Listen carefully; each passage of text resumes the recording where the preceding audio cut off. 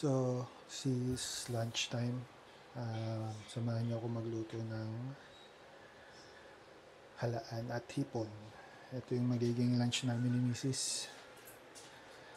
Nakita niyo naman sa video yung halaan natin, napasukan na natin, at yung hipon natin, lalagyan na lang natin siya ng salt and pepper, pero steam lang siya. So, tara, samahan niyo.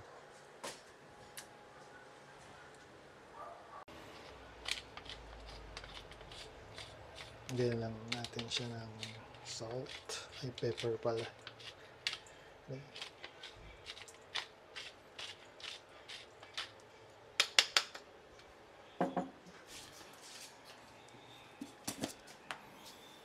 Yung salt.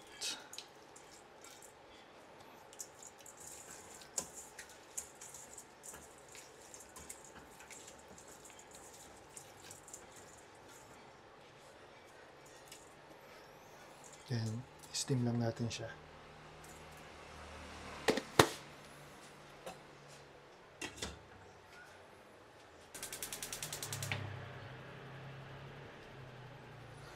Dito naman, magigisa na tayo ng ating bawang, luya, and sibuyas. Sama konting chili flakes para sa ating para may anghang tong ating halaan.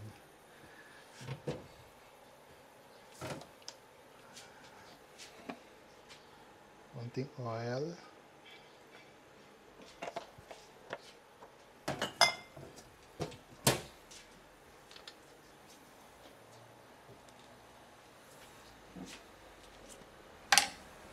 And our bawang.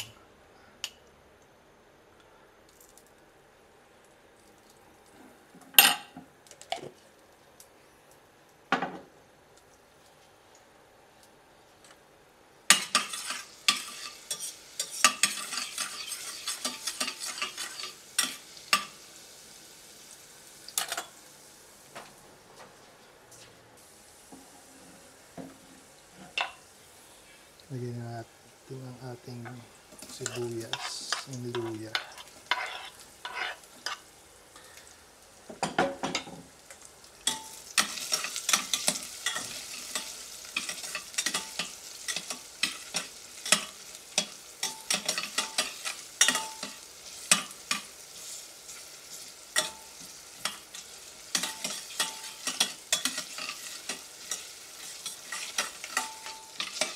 Lagyan na rin natin siya ng pepper flakes na may anghang.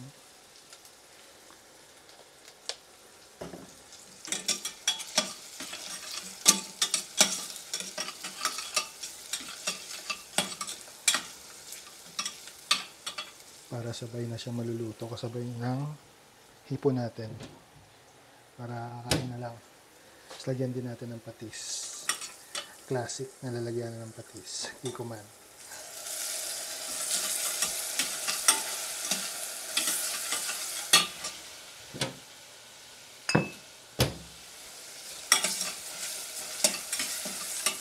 Lagyan natin yung halaan.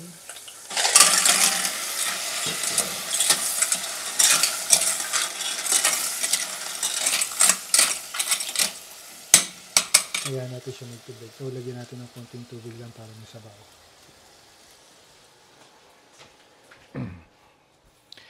Dapat may tubig para sarap kasi yung sabaw nito.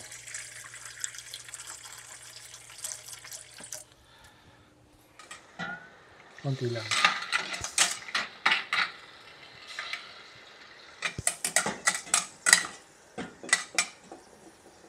Kasi magtutubig pa siya. May na tayo magdagdag kapag tingin natin kulang.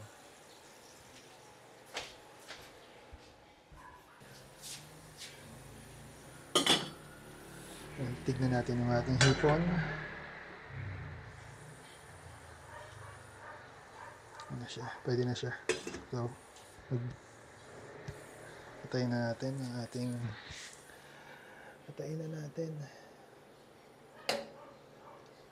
Antayin na natin nang natin maluto tong ating ating halaan. Tapos kakain na tayo. Sabayan niyo kami kumain. Kalimutan ko. Lagyan din pala natin ito ng pepper. Not too much. Sakto lang.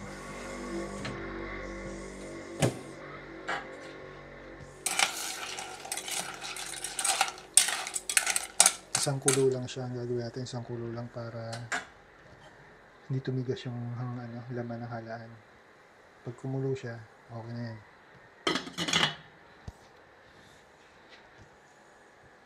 So ito yung ating halaan.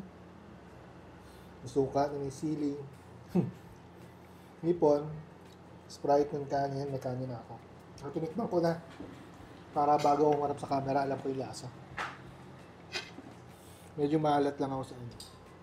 Parang sumobra yung patis ko sa dito sa sabaw. Ganun pala. Ito na sa restaurant. Sosyal. Pakita mo. Tapat ko sa yung camera. Gawin mo na. Ang ganda. Ang turo ni Mrs. Nakita niya raw sa ano. Saan ba nakita ta? Facebook. Sa Facebook. Pag mga sosyal ganito. Kita niya. Ay, hindi, isa pa. Walang laman. Ang tao. Pero mas masarap higupin. Mas madali. Mga social lang siguro.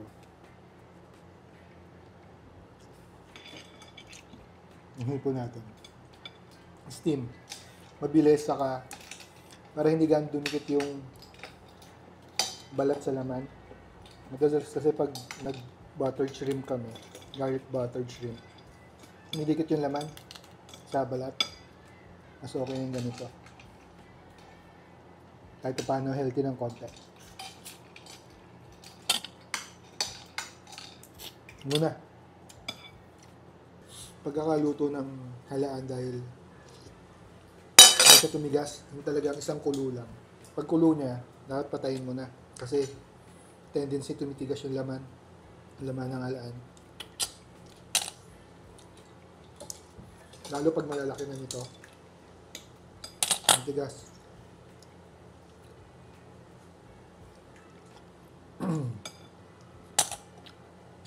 Harap.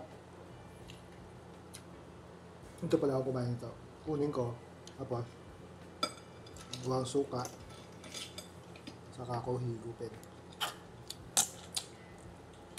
Harap. Yun ulit. Babay ulit. Saan?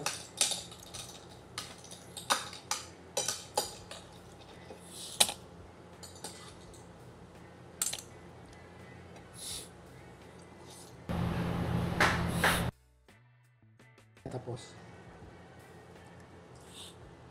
dami. Ubus na yung halaan. Ayan na siya.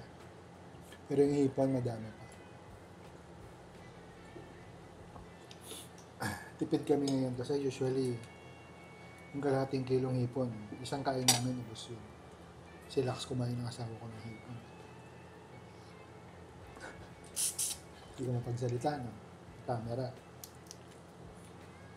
Kalahating hipon, 3 lang sa akin doon.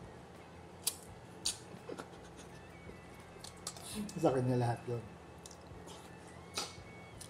Ito yung healthy ng asawa ko, di ba?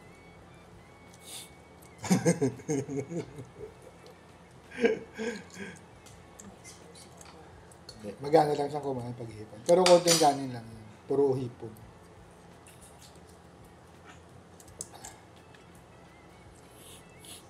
So, last subo, tapos babay na talaga.